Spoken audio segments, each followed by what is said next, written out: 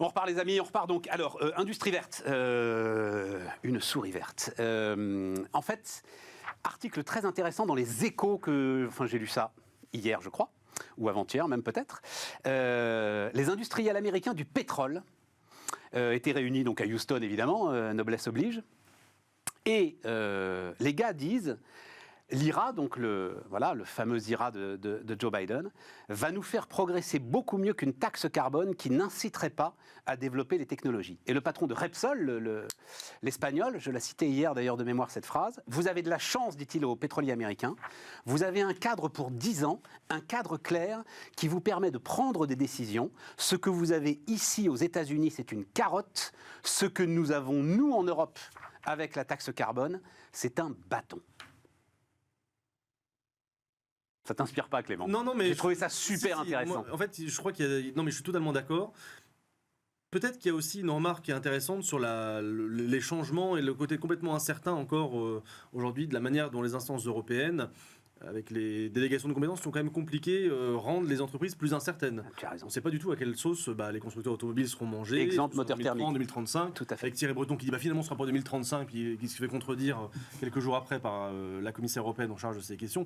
Donc il y a une incertitude qui est sans doute beaucoup moins présente aux États-Unis. Puis bon, ça vient au fait du fait que c'est un vrai fédéralisme pour le coup. Alors que la compétence en termes de politique environnementale est quand même très partagée dans le TFUE et bon, les États... TFUE, traité fondateur ou sur les fondements de l'Union européenne. Voilà. Alors, bon, globalement, il y a quand même une grosse marge de manœuvre des États. Et puis, les États-Unis, comme d'habitude, quand ça va mal, ils ont l'argent. Donc, là, il y a quand même effectivement une vraie question sur la manière dont, en France et en Europe, on va répondre à l'IRA. Et pour l'instant, ça me paraît un peu petit, on va dire. J'ai l'impression qu'on est structurellement coincé. C'est-à-dire, donc là, il y a un effet de rapidité.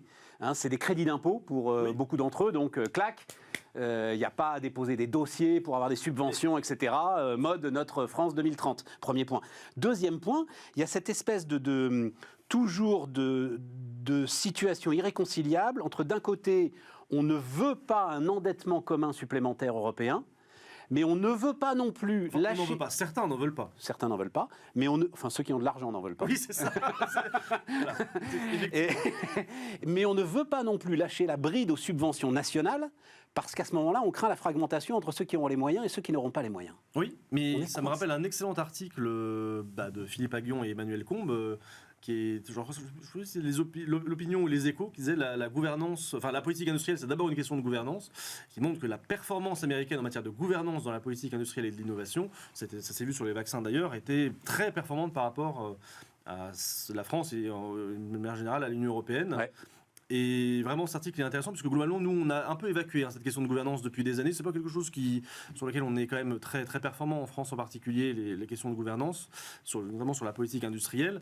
Et puis, comme tu dis, après, sur la rapidité, on a quand même un cran de retard sur pas mal de choses. Et c'est ça qui est un petit peu dommage. Colossal cran de retard. Hein. Je rappelle toujours, il restait, je ne sais pas combien, mais quand France 2030 a été lancé, il restait 20 milliards du grand emprunt de Sarkozy. Hein. Ouais. Oui. Sur un montant qui était quand même en plus pas 50 milliards. Oui, c'était 50 milliards. Et Nicolas, comment est-ce que tu vois ce sujet? Mais je suis assez d'accord. On est très en retard au niveau européen et en plus, on a les problèmes français. Et par exemple, un des problèmes français, quand on se compare aux Américains qui subventionnent la production, c'est que nous, on continue à la taxer. On a des impôts de production qui sont des impôts contre la production. Tu as raison. Qui détruisent l'emploi. C'est vrai que tu reviens avec ces fameux impôts de production qui est un de tes combats majeurs de l'Institut Molinari. Traditionnellement, la France, c'est 18% de la valeur ajoutée en Europe et 37% des impôts de production. Là, dans les 2 dernières années, la France, c'est 17% de la valeur ajoutée. Donc on perd en poids économique, en création de valeur ajoutée. Ouais.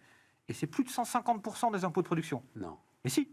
Parce que, en fait, en Europe, maintenant, il y a plus de subventions à la production que d'impôts à la production dans toute une série de pays. Dans la moitié des pays européens, on subventionne la production comme aux États-Unis. Et nous, on reste les derniers des Mohicans à taxer la production. Et donc, clairement, alors, la communication gouvernementale est de dire... Mais elle s'est fait quand, cette bascule entre 37% des impôts de production et maintenant 150%? Là, parce que toute une série de pays européens où Post-Covid, tu veux dire. Là, ils ont tous Post-Covid. désarmé Ouais, ils ont baissé leurs impôts de production et massivement et subventionné. massivement augmenté leurs subventions de production. Donc en Allemagne, les impôts de production sont largement négatifs, comme aux États-Unis. Alors aux États-Unis, dans la cantate américaine, on ne trouve pas facilement la notion d'impôt de production parce qu'elle est éclatée, d'ailleurs, dans tout. Et donc les impôts de production nets de subventions, on les voit pas aussi bien. Mais concrètement, ce que fait Biden, il subventionne sa production nationale. Ouais. Et son argumentation, c'est de dire, ça va relocaliser, ça va créer de l'emploi, ça va augmenter des recettes au niveau des États et de l'État fédéral, et ça va baisser les charges des grands programmes d'assistance, parce qu'il y a des grands programmes d'assistance aux États-Unis. Et ça pour la transition, en plus. Et pour la accessoirement, transition. oui, ça peut protéger le climat. Bon, Et il a raison de le dire, c'est assez accessoire, je crois, pour Biden. Et, Ouais. oui, c'est accessoire pour Biden. C'est de l'affichage. Ça coche toutes les cases, en fait. Il est très américain, il faut cocher toutes les cases. Nous, on continue à faire l'inverse. Alors, on a fait un petit geste en baissant la fiscalité de production, mais en fait, ce geste, il est très petit. La fiscalité de production en France, on l'a baissée de 25%. En Europe, elle a baissé de 80%. Donc, on reste à la traîne. Cyril? Moi, je ne suis pas du tout inquiet parce que Bruno Le Maire a annoncé ce matin qu'on allait avoir des nouveaux crédits impôts. Son plan industrie verte. Et qu'on va verdir le livret de développement durable. Donc, je suis plutôt assez rassuré, en fait. Mais non, sérieusement. Non, il a beaucoup parlé, alors quand même, il a beaucoup parlé normes et procédures. Oui. Et c'est vrai que ça, au-delà des impôts, c'est aussi quelque chose de très important. Peut-être que ce sera le temps. Ça, Hein? Peut-être qu'il sera temps, parce que je pense qu'avant ma date de naissance, on en parlait déjà. Du choc de Du simplification. choc de simplification de François Hollande. Ouais, exactement, du choc de non, plus simplification. sérieusement. Alors d'abord, moi je trouve que, c'est quand même, les Américains sont vraiment très forts, ne serait-ce même que, encore une fois en termes de communication, pardon, mais appeler un plan massif de relocalisation et de dumping commercial, Inflation Reduction Act, je trouve ça génial. Ça, c'est vrai. Ah oui, c'est super, on va réduire l'inflation, mais en fait, ça n'a rien à voir avec l'inflation. Bon, ça c'est accessoire. Plus sérieusement, c'est vrai que ce qui est dramatique, c'est un peu Clément, c'est le côté, nous on réfléchit à abandonner le thermique, alors 2030, 2035, voilà, et puis en même temps, on met complètement la charrue avant les bœufs, puisque eux, toute la bataille là en ce moment, c'est sur les batteries électriques. Alors, je ne suis pas non plus convaincu à fond que ce soit une bonne option de miser complètement sur le développement de la batterie électrique. On a suffisamment parlé souvent sur les futurs véhicules électriques. Bon, c'est compliqué, mais enfin, en tout cas, le fait est que nous... Le coup est parti, Cyril. Voilà, on va non seulement... Hier, je montrais la page, donc la Maison-Blanche a publié la liste, c'était fin février, publié la liste de l'ensemble des entreprises qui participent, la voilà, formidable, qui participent donc à la phase véhicule électrique du plan IRA. Il y a tout le monde, tous les Européens, et surtout, il y a toute la chaîne, c'est ça qui est très intéressant. Tu as BASF Solvay, tu fais toute la chaîne donc, de la chimie pour la batterie jusqu'au constructeur. Ouais. Et tu as même BMW là, qui est en train de faire un petit chantage à la Bavière en disant, vous savez que les subventions américaines sont quand même très très intéressantes. Voilà. Non, mais ce que je veux dire par là, c'est que nous, les Européens, on est simplement en train de dire aux Américains, il n'y a aucun souci, en 2035, on vous achètera 100% de toutes les voitures. Quoi, en gros. Donc c'est absolument génial. Ouais. Et donc effectivement, après... on ne peut pas dire que l'Europe n'essaye pas de réagir, mais il va vraiment falloir qu'ils s'y mettent quand même assez rapidement. Parce que, je plaisantais tout à l'heure sur les plans de... Mais on va encore nous sortir toujours les mêmes choses, toujours les mêmes idées. Et on a à la fin des fins, effectivement, problème de production. Quoi. Ouais. Donc, non, Tout à fait. C'est pas rassurant du tout. Alors, ça nous amène... on a fait le tour là sur le sujet.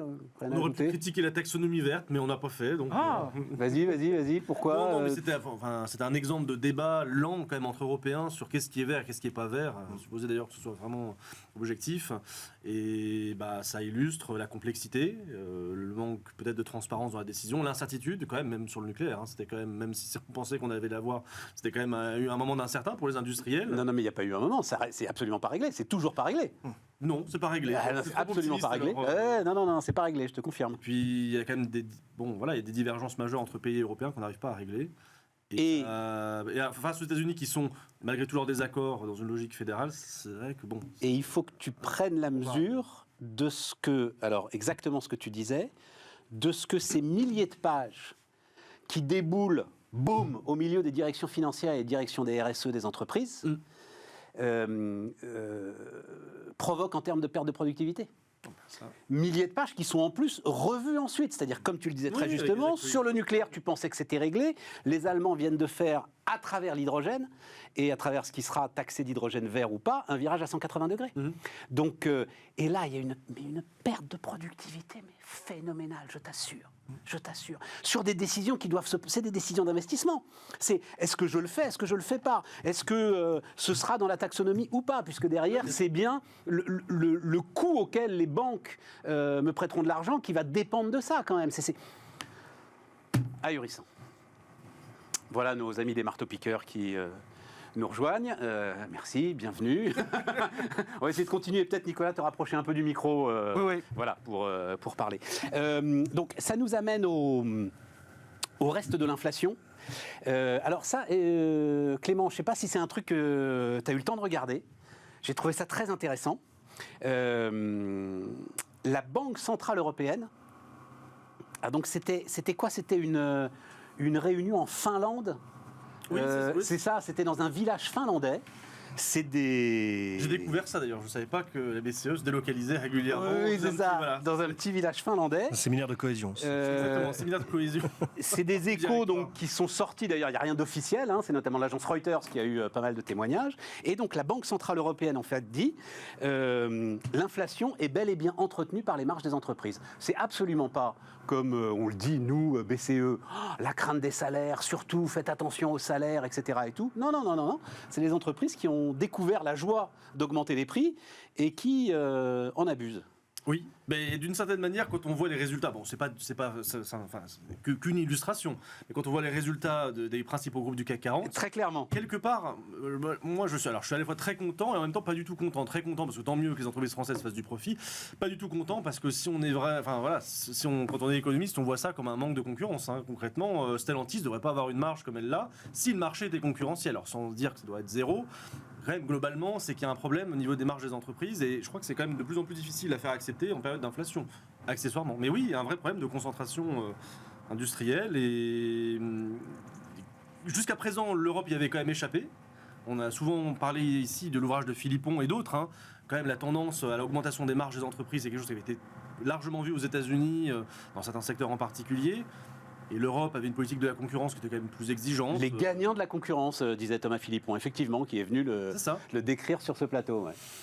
Et quelque part, le Covid n'a pas du tout entamé les marges des entreprises comme on aurait pu le penser, les marges des entreprises européennes. Et aujourd'hui, effectivement, ce qui inquiète la BCE, c'est que ça, c'est pas quelque chose qui se résorbe facilement. Alors ce que disent les économistes, je lisais le papier de Reuters notamment, avec un certain nombre d'économistes qui disent « Ok, si c'est ça, finalement, c'est pas très grave, parce que quand même, le marché va se venger. » Parce qu'à un moment, et on le voit sur l'automobile, Tesla, bim, moins 30% sur l'ensemble de ses modèles, il va falloir que Stellantis s'adapte d'une manière ou d'une autre. Moi, je suis pas convaincu. Alors, c'est pas que je suis pas convaincu, c'est que je pense que l'ajustement est quand même plus à moyen terme qu'à court terme. C'est-à-dire que c'est pas 2023-2024, l'ajustement sur des marges des entreprises et la transmission des changements de marge au prix. À mon avis, c'est quand même pour la BCE un horizon de un peu plus d'années. Alors, c'est pas 15 ans, mais c'est peut-être plutôt à l'horizon 5 ans. Sauf, encore une fois, s'il y a vraiment une politique de la concurrence ou un changement du cadre concurrentiel qui est vraiment imposé. On peut supposer que la Commission européenne est pleine d'inventivité en la matière. Mais pour moi, c'est pas de l'inflation 2023-2024. C'est quelque chose d'un peu plus... C'est quelque chose d'un peu plus durable. Surtout si c'est généralisé, et c'est pas que Stellantis. C'est vraiment effectivement un taux de marge qui est trop élevé, compte tenu de ce que ça devrait être si le marché était concurrentiel. Cyril, attends, juste pour l'anecdote, vous savez qui m'a alerté, moi, là-dessus ? C'est François Ruffin, qui est quand même un mec, on en pense ce qu'on veut, mais il bosse ce gars-là. Hein. Et en fait, c'est la première fois que je dis mais qu'est-ce qu'il raconte ? Et donc j'ai été regarder, tu tapes sur Google marge, BCE, inflation, et tu tombes effectivement assez vite sur cette longue dépêche Reuters qui raconte tout ce qu'on vient de décrire. Alors, moi j'ai pas les chiffres globaux des entreprises. En l'occurrence, celles que je connais, leurs marges sont plutôt tassées. C'est notamment celles qui ont beaucoup de salariés. Ouais. Mais peut-être que c'est vrai. Je sais pas. C'est le secteur de la santé, toi, qui t'intéresse et qui te regarde. On dit même le secteur du care maintenant. Mais au-delà de ça, ce qui est sûr, c'est que je me demande dans quelle mesure la BCE n'est pas en train, dans tous les cas de figure, de chercher à rattraper toutes ces erreurs de communication, etc. À un moment donné, on a pu laisser croire que finalement les taux montraient moins vite que prévu. Enfin, beaucoup de gens dans les marchés se sont pris à rêver en début d'année parce que ça allait peut-être un petit peu mieux sur la situation conjoncturelle. On croyait que l'inflation allait se résorber. Et la BCE ne sait pas comment dire que de toute manière, elle va poursuivre sa politique monétaire restrictive, qu'il le faut d'ailleurs. Oui, enfin là, c'est pas des déclarations publiques, hein, Cyril. Mais honnêtement, tu crois pas que ça ait pu fuiter comme ça si jamais il n'y avait pas eu une volonté non, mais de... Ce que je veux dire, c'est que dans tous les cas de figure, ce qu'il y a aussi derrière, c'est la BCE continue à dire qu'il va falloir qu'elle... c'est peut-être pas de sa faute, mais qu'il va falloir qu'elle continue à augmenter les taux. Et ça me paraît quand même très important, au-delà des raisons pour lesquelles elle le fait. Après, il y a effectivement le sujet de l'inflation. Et ça, c'est aussi assez intéressant de voir que l'inflation sous-jacente ne baisse, enfin continue à monter d'ailleurs, et va baisser beaucoup moins vite ou va se stabiliser moins tôt qu'on l'imaginait. Et donc, peut-être que c'est effectivement pour des raisons de marge des entreprises. Mais enfin, en tout cas, pour moi, c'est aussi une manière de laisser entendre qu'il faut se préparer à des taux durablement élevés. Et ça, je pense qu'on y reviendra, mais c'est quand même très, très important pour la suite de nos aventures des prochaines années. Ouais, Clément, vas-y. Une petite remarque, c'est un papier de Patrick Artus très intéressant sur la question. Je le cite encore. De la productivité alors non, pas de la productivité, parce que là, il m'est tombé des mains, celui-là. Oui, je peux pas. Mais non, c'est justement le fait qu'aujourd'hui, malgré ce qu'on dit, la politique monétaire n'est pas vraiment restrictive tant que le taux d'intérêt est inférieur au taux d'inflation. Tout à fait. Et justement, lui, il faudrait remonter d'un coup à 7 points le taux d'intérêt directeur pour qu'au moins ce soit neutre pour l'endettement des ménages et des entreprises. Mais tant qu'on est à 3, 3,5, 4, puis peut-être un peu plus, en fait, le temps qu'on prend à remonter le taux d'intérêt directeur au niveau du taux d'inflation, c'est autant de temps en fait, où la politique monétaire reste globalement expansionniste. Et moi, je reste assez... Bon, on ne sait jamais ce que font les banquiers centraux. C'est peut-être le but, quelque part, du banquier central de ne pas être trop prévisible. Mais quand même, moi, je suis un peu sceptique sur l'idée que les banques centrales vont vraiment remonter les taux d'un coup. Parce qu'il y a la question de la bulle obligataire derrière, il ne faut pas non plus assommer tous ceux qui ont acheté des obligations avant. Et puis en même temps, si l'inflation est un peu plus durable, je pense qu'elles voient qu'elles ont un peu moins de marge de manœuvre en disant on prendra le temps, on prendra 2-3 ans pour remonter les taux, puis après on verra. Bon, je te donne la parole dans un instant, Nicolas. Moi, je voudrais juste insister sur ce que disait Ruffin à ce moment-là, qui était quand même... Et lui, et ça va t'intéresser, c'est-à-dire qu'il politisait la politique monétaire.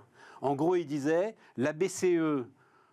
en sans arrêt parlant des salaires et en tapant sur les salaires, à une politique antisociale, en fait à une politique antisociale.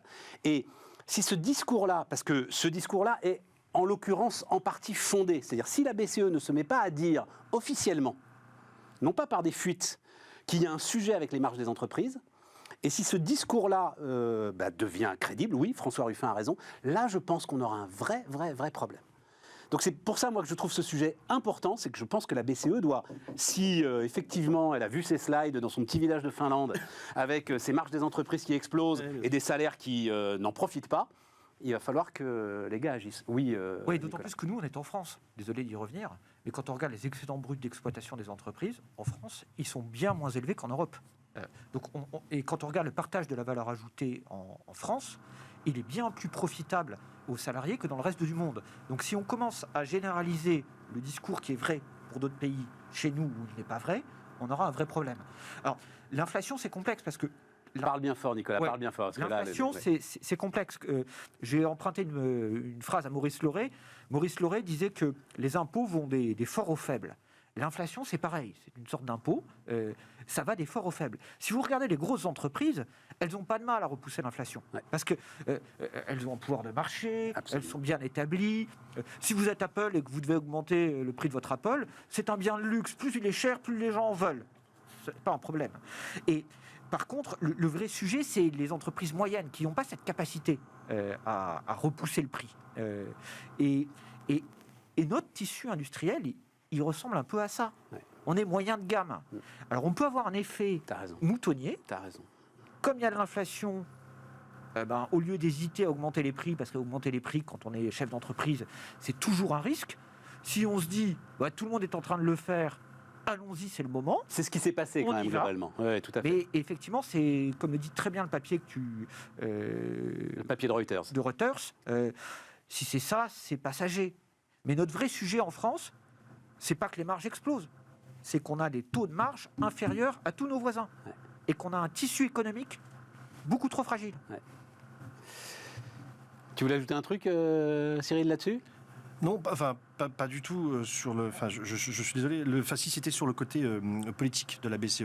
Il y a eu aussi à un moment donné un discours du côté de la BCE il y a quelques semaines sur aux États, attention, n'ayez pas non plus des politiques. Enfin, faites quelque chose au niveau du budget parce que si nous on ferme les vannes monétaires et que vous continuez à trop dépenser, il va y avoir un problème type ce qui s'est passé en Grande-Bretagne. Il va falloir trouver des acheteurs. Donc de toute manière, effectivement, maintenant, il y a un bras de fer politique. Alors, est-ce que ça, de temps en temps, c'est social, de temps en temps, c'est budgétaire, mais il y a quelque chose qui est en train de se passer, ça c'est clair. Ouais. Alors, voilà. Nicolas, donc, Covid. Donc, tu as compilé une série d'études. Oui. Sur quoi ? Sur le fait qu'en fait, le Covid reste là, bel et bien présent, comme un coût important pour l'économie mondiale. Oui. C'est Cécile Philippe, qui est présidente de l'Institut, voilà. Qui a compilé toute une série d'études. Il y a des études américaines, il y a des études anglaises, et il y a des chiffres français. Parce qu'en France, on est en retard en termes d'études, mais on a des chiffres. Quelques chiffres. Cutler, de l'Université de Harvard, dit le coût du long Covid, c'est 3 700 milliards de dollars sur 5 ans. Aux États-Unis. 3 700 milliards de dollars sur 5 ans. J'ai pas de référence par rapport à une somme comme ça. Je le lisais, je me disais, ça me dit rien, 3 700 milliards de dollars sur 5 ans. Oui. C'est beaucoup, c'est... c'est quelque chose de significatif. C'est l'endettement de la France tous les ans, quoi. Voilà, on va dire ça. Un peu plus que l'endettement de la France tous les ans. Une autre façon... 3 700 milliards, non ? Ouais, on est à 3 000 milliards d'endettement. Non, on est à 2300, 2400, non ? Ah non, je crois qu'on a passé les 3 000, mon cher Cyril. J'ai un doute là, vous me mettez le doute. Non, on est à 3000, 1 milliard. Ah, on est à 3 000, oui, on est à 3 000, Cyril. Oh. Mais oui. Voilà, je vieillis. T'arrêtes de lire le Figaro ? Non. Ou l'opinion. Ou l'opinion. Figaro est très, très allant sur la dette. Ouais, vas-y. Et un autre exemple, le taux de participation au marché du travail aux États-Unis, avant la pandémie, c'était 64%. Et il n'est jamais revenu au niveau initial. On est aux alentours de 63%. Donc, il y a un point de participation en moins de la force de travail. Oui, mais ça c'est lié au Covid ou c'est lié à tout ce qu'on a raconté sur grande démission, tout ça, patin fin Il peut y avoir de la grande démission, ouais. Et c'est vrai que ce taux baissait. Ouais. Mais il a baissé beaucoup plus et il n'a pas repris son niveau initial. Ouais. Donc, comme souvent, c'est multifactoriel. Mais clairement, je comprends. Ça joue et on le voit, il y a des études en série longue. Aux États-Unis, c'est le pays des panels et qui regardent l'état de la population de façon périodique et qui disent, parmi les gens qui ont eu Covid, il y a un nombre significatif, alors il y a un énorme débat sur quelle est la proportion, de personnes qui ne récupèrent pas toutes leurs facultés. Alors, selon les études, c'est 20%, selon les études, il y en a d'autres à 12, il y en a d'autres à 2-3, mais quand on fait la moyenne de ça, on sait qu'il y a des individus qui ne récupèrent pas toutes les facultés et que ça devient un sujet de santé publique. Alors, quand on regarde en France, on a peu d'études. Mais par exemple, les indemnités journalières versées par l'assurance maladie pour les gens qui ne peuvent pas travailler, elles sont à ce stade 50% plus élevées qu'en 2019. On aurait pu penser que... après la phase de 2020 où le Covid a heurté des populations non vaccinées, ce taux allait baisser et revenir à la normale. Non, on reste au-delà. Donc, il y a vraiment un vrai sujet. Il y a des gens qui gardent des séquelles dans une proportion qui reste à valider, et ça a un coût économique. The Economist estime que c'est, à long terme, c'est 0,75% de perte de PIB chaque année. C'est-à-dire qu'on aura un PIB tendanciel inférieur à ce qu'on aurait eu... À cause des séquelles du Covid à ce moment-là. À cause des séquelles du Covid long. Ouais. Parce que ça contracte la force de travail, ça augmente les dépenses collectives.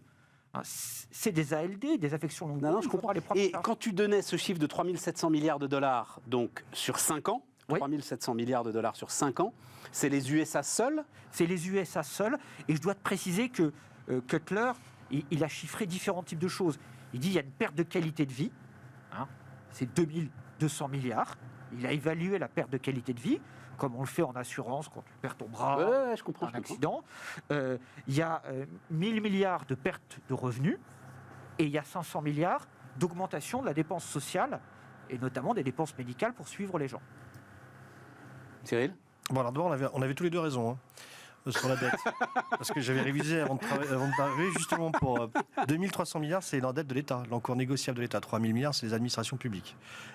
Donc voilà. Et moi, j'étais sur la dette négociable de Ouais, 2300. alors Ah, là, non, là, non, là, mais je dis ça là, parce là, que- on n'a non, pas mais- tous les deux non, raison, non, c'est non, 3000. Hein. Je veux dire, non, non, non, mais je non, dis ça non. parce que- Consolidé au sens de Maastricht, c'est 3000 C'est milliards. 3000. Hein. Non, mais je dis ça parce que, rajouter plus 4500, sérieusement, parce que l'un des héritages du Covid, il y a évidemment l'héritage social et en termes de travail, l'un des héritages du Covid, c'est aussi la dette. Et cette dette-là, elle a quand même, enfin, je veux dire, le quoi qu'il en coûte, ça nous en a mis une sacrée couche. Oui, mais cette dette-là, elle est dans les coffres de la BCE, Cyril. Non, bah, Cette dette-là, elle a été achetée. La nôtre, elle a été intégralement achetée par la elle va BCE. l'être de moins en moins, par définition, puisqu'ils sont en train de réduire leurs encours. Et par ailleurs. Ah oui, mais on n'en est pas encore à la réduction du bilan. Non, On n'en est mais- pas encore à la réduction du bilan. Le fait est que tous les ans, l'État est obligé d'emprunter.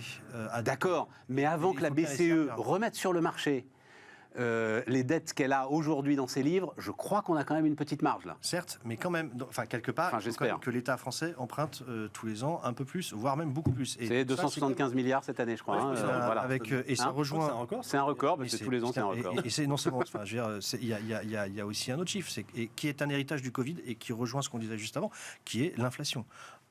Qui donc oblige les taux, qui a provoqué une remontée des taux. Et donc, je ne sais pas si on mesure aujourd'hui à quel point ce coût va être astronomique très rapidement. C'est-à-dire, en gros, je repars sur mon calcul de 2300 milliards de dettes négociables. On a pris à peu près 2 points de taux en moyenne d'OAT depuis un an. Ça veut dire en gros que la dette négociable de l'État, tous les 8 ans, elle tourne. Hein. Donc dans 8 ans maximum, mais là, ça c'est si on était vraiment dans 8 ans, mais ça va être progressif, on va payer à peu près 50 milliards d'intérêts en plus. Aujourd'hui, on en a 50. Donc dans 8 ans, on a 100 milliards à rembourser tous les ans. Hein. Je rappelle les recettes de l'État, 300 milliards par an, recettes fiscales. Donc on va déjà avoir un tiers des recettes de ce Tu qu'on peux aussi prélèvera. mettre, c'est 2 fois le budget de l'éducation nationale. Donc ça, mais enfin, je veux dire, c'est aussi indirectement une conséquence du Covid, ce niveau d'endettement difficile à rembourser par la hausse des taux, hein, pas que la dette C'est brute. pour ça que je ne crois pas d'ailleurs à la hausse des taux durables. Et Ouais, oui. il y a ça. La seule chose, moi, alors j'ai lu l'étude, je ne sais pas si ça se mesure ou si vous l'aviez mesuré, c'était plutôt une question, c'était parce qu'il y a quand même alors, je ne sais pas si c'est un bien ou pas, mais humainement, mais en tout cas, c'est vrai que cette espèce de facilité maintenant de travailler en visioconférence et tout, est-ce que ça a été calculé pour voir comment ça avait augmenté la productivité ou pas? Est-ce que ça Personne n'en sait rien encore. Non, Je crois je sais qu'il y a des Travail et études, productivité, ouais, il y a des c'est- études un peu dans tous les sens. Il se trouve que je viens d'en parler ce matin là avec un certain nombre de directeurs de ressources humaines. En plus, ça vient se mêler avec toutes les réflexions sur la semaine de 4 jours, réflexions qui sont d'ailleurs passionnantes. J'en ai parlé hier, réflexions qui sont passionnantes sur la fracture col blanc col bleu, etc. Et donc, bon, une chose est sûre, c'est que le boulot se fait. Voilà. Et une autre chose est sûre, mais je l'ai déjà beaucoup raconté, pardon, je ne sais pas si je l'ai déjà dit, parce que ça m'avait vraiment frappé, c'est Mathieu Courtecuisse, le patron de SIA Partners, qui nous avait raconté ça, la baisse structurelle de productivité de la tech américaine, qu'ils avaient constaté, parce qu'en fait, en télétravail, les gars s'étaient mis à travailler pour 3, 4, 5, voire 6 employeurs différents. Et c'est pour ça d'ailleurs qu'Elon Musk avait tapé du poing sur la table en disant « Je vous veux tous dans mon bureau avec les lignes de code que vous avez écrites, je veux contrôler ce que vous avez fait. » Voilà. Mais sinon, effectivement... Non, mais moi je suis très impressionné quand même. Alors je ne sais pas, parce que je connais mal l'économie de la santé, je ne sais pas Nicolas, s'il y a dans l'histoire des affections et des pandémies qui ont eu des effets durables, comparables à long terme sur l'économie mondiale. Mais je trouve ça quand même assez impressionnant, quoi. La longue traîne du Covid, on va appeler ça comme ça, est quand même très impressionnante. Alors après, quand on regarde l'économie de la santé sur la longue période, ça renvoie à la capacité à investir. Un débat au 19e siècle, c'était par exemple, est-ce qu'il faut des égouts Est-ce que les égouts, ça a un impact en termes de santé publique? Tu as raison. Et vous aviez toute l'économie des nettoyeurs de fosses qui disaient « Oh non, surtout pas, ça va détruire notre emploi ». Et puis, vous aviez un débat chez les scientifiques qui disaient « Oh non, les égouts, c'est pas nécessaire ». Bon. Et puis, à un stade, on a fait l'investissement. Et on a installé des égouts et on a vu l'espérance de vie augmenter. Et on a éradiqué le choléra. Et donc sur Covid, un des sujets, c'est Covid et les maladies infectieuses en règle générale. C'est quand est-ce qu'on se mettra à investir pour limiter leur impact. Un exemple d'investissement, c'est de travailler sur la qualité de l'air. C'est mettre des filtres, mettre des phares UVC. À Davos, à la réunion du Gotha annuel de l'économie, les gens n'avaient pas de masque parce qu'ils avaient de la filtration d'air high-tech. Et ça marche. C'est ce que fait Dassault Systèmes aussi. Les produits existent. Passionnant. Et ça, il va falloir... La filtration de l'air intérieur sont les égouts du 21e siècle, Exactement. de ce début du 21e siècle. Voilà. Donc on est... Et toute une série de pays autour de la France commencent à investir massivement, et à l'étranger, au Canada ou autre. Nous, on est encore très en retard. On a notre président qui a parlé, qui a dit on va faire des grands plans qualité de l'air, mais en fait, concrètement, on n'a rien fait. Ça aussi, c'est Super intéressant. une tendance de demain. Super intéressant. Très, très, très, très intéressant.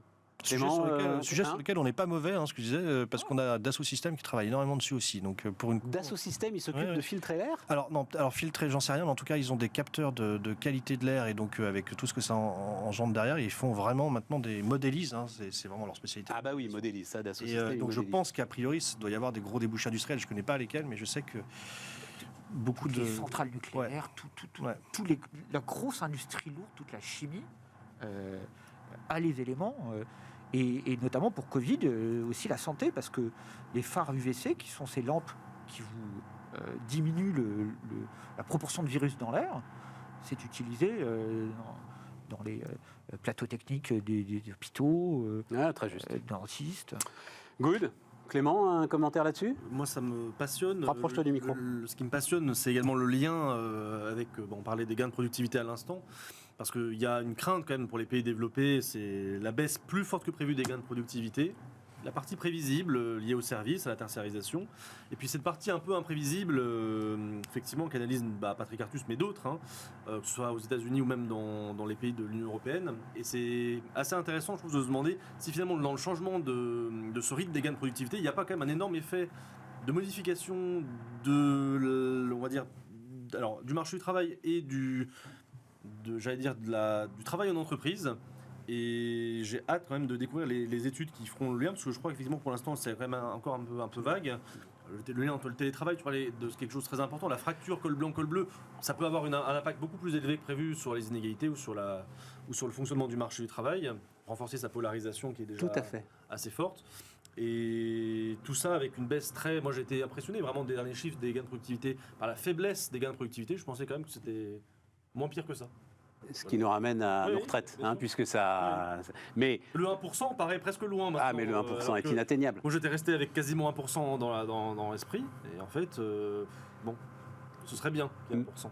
Mais ce qui ressortait de cette discussion que j'avais ce matin avec les RH, c'était très clair, c'est le sujet, alors évidemment, davantage des grandes entreprises. Mais encore une fois, les grandes entreprises concentrent plus de la moitié de l'emploi salarié. Le sujet est bien l'articulation entre l'aspiration individuelle qui maintenant peut s'exprimer dans énormément de champs et le besoin collectif de production. Et ça, c'est effectivement un sujet absolument passionnant qui s'ouvre devant nous et qui va révolutionner le travail. Merci messieurs, désolé pour l'ambiance de travail en même temps. On est toujours mieux là que les gars qui sont en train de le faire pour les marteaux-piqueurs. Et puis demain, Aurélie Planex et puis nous, on se retrouve lundi pour de nouveaux débats.